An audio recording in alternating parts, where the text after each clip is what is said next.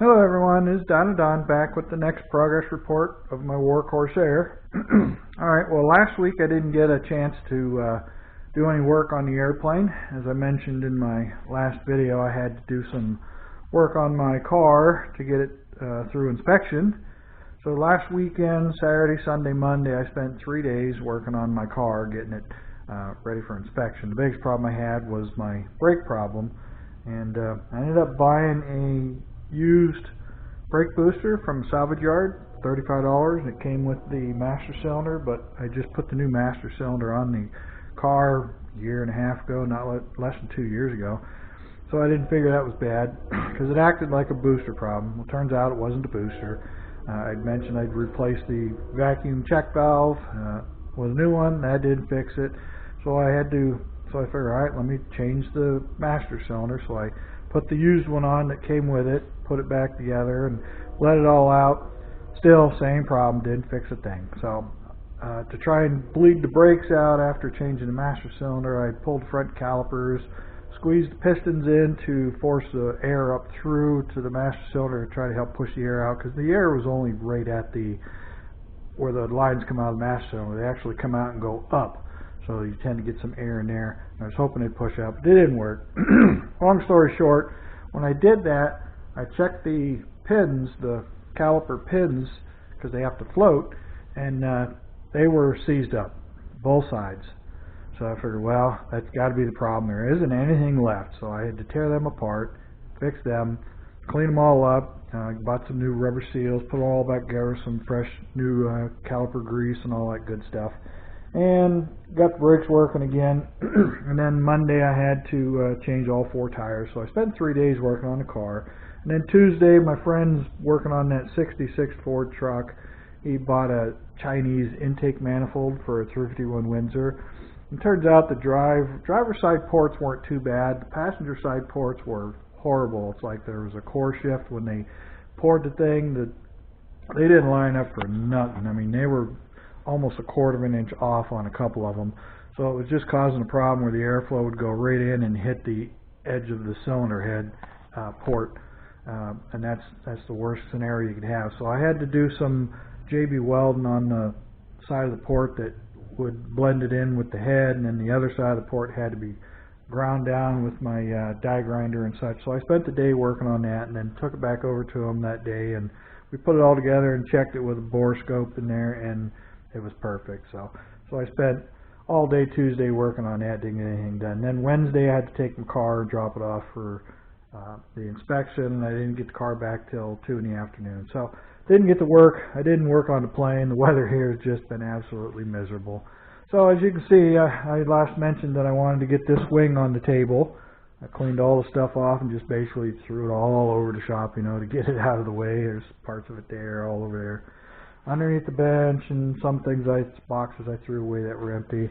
So I got in here and I buffed on it, and you can kind of see the outline here of where I painted it.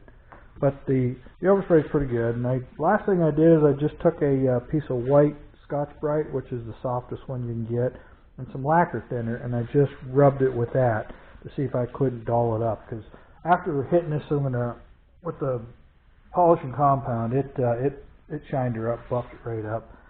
And I can still faintly see, but it's blended in decent enough now that I'm not too concerned about it. This is the bottom of the wing, which you can't see anyway, but it's way better than it was. So then I reattached the flap, aileron, everything's all safety and pinned. This is all done, everything's done. So this is finished. So I was looking to take the plane out yesterday because they were saying it was going to be a record-breaking temperature day yesterday. The temperature record was 77. They expected it to be over that. Well, it wasn't more than 45, 50 degrees here all stinking day yesterday. And then last night I'd take the dog out for his walk, and walking back and forth from the garage into my house and back, it was like 45, 50. And then I grabbed the dog, take him for a walk, come out the front door, it's cold, I put on my insulated flannel and got over to the corner of my lot there where my fence is between mine and the neighbors, and I got hit with this blast of warm air. It was like 70 plus degrees. It's like, whoa. So as I walked down towards the north, towards the lake, I kept getting hit with these warm blasts of air, but it was cold. It was cold out. So I ended up get down to the corner, and it's again like 45, 50 down there. And then when I come back, get up here beside the neighbor's house, and I get hit with this wind coming out of the south, and it was like over 70 degrees. And it was too hot for my coat.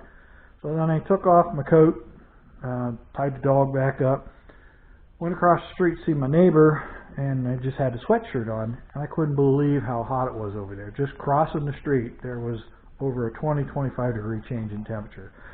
I was right on the border of the cold air from the lake and that warm breeze coming off the south, and they collided right here over my house. I could go out my back door, it was 45 degrees outside, go out the front door, and it was pushing 60 something, 70 degrees by the time I crossed the street. Unbelievable. Never seen that before in my life.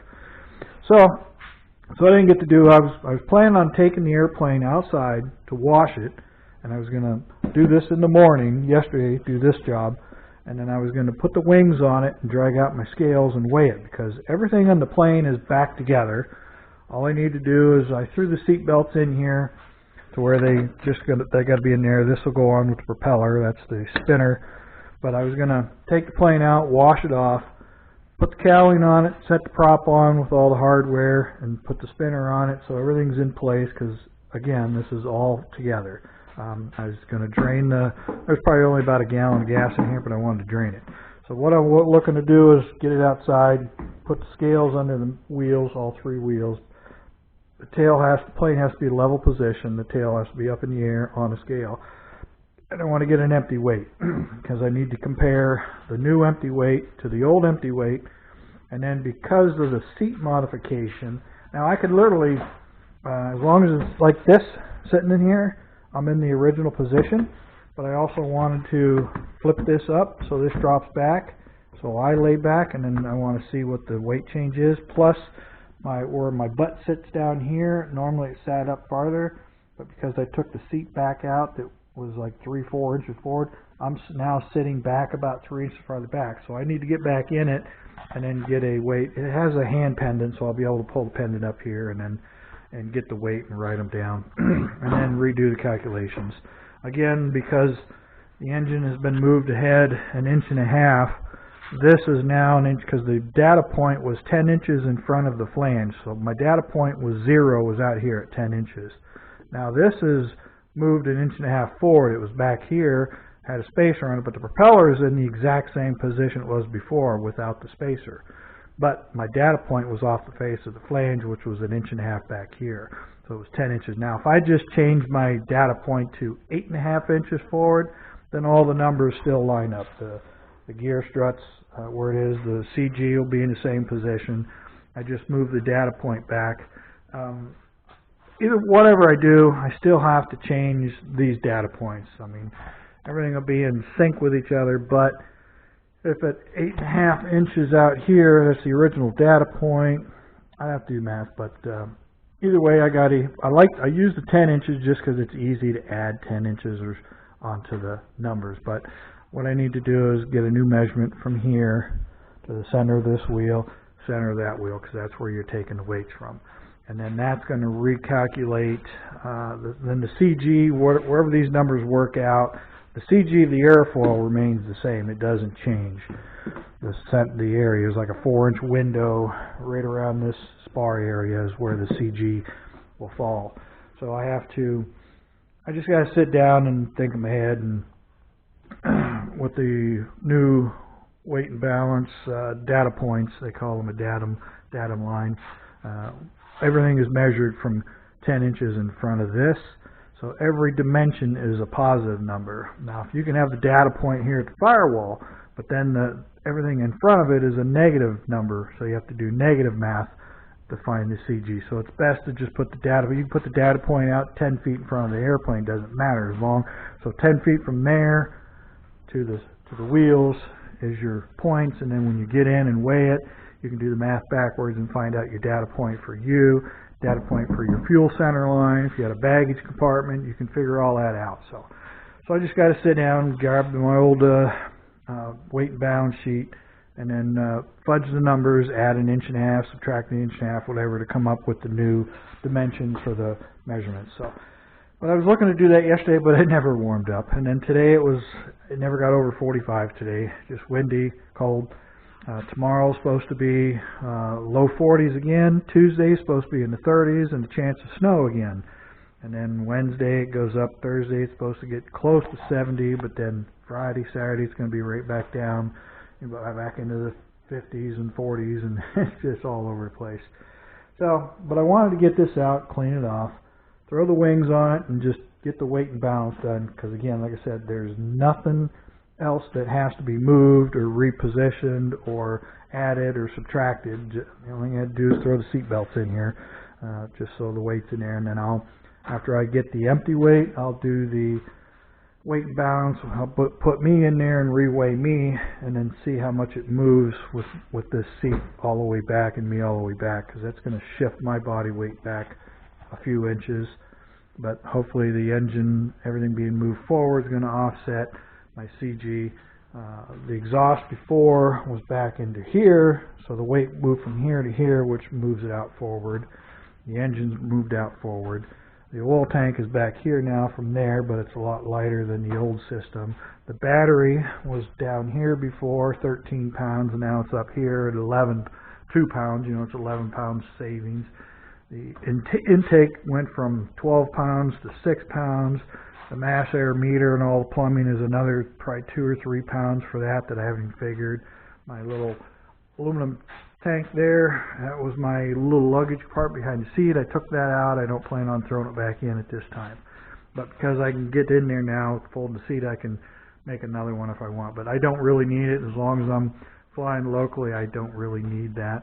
I don't ever intend on flying this thing any great distance. I doubt it'll ever make it to Oshkosh.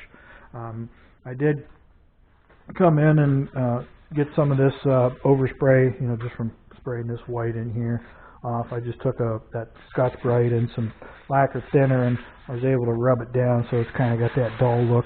That's the look I want, is I want that satin finish. I don't want a glossy finish like this tape here, I don't want a glossy finish. But I need to wash it real good to see what it looks like. Again, it's all filled, everything's ready to go. I just need to, I want to close up the tops of these where the radiator hose is stuffed down in there.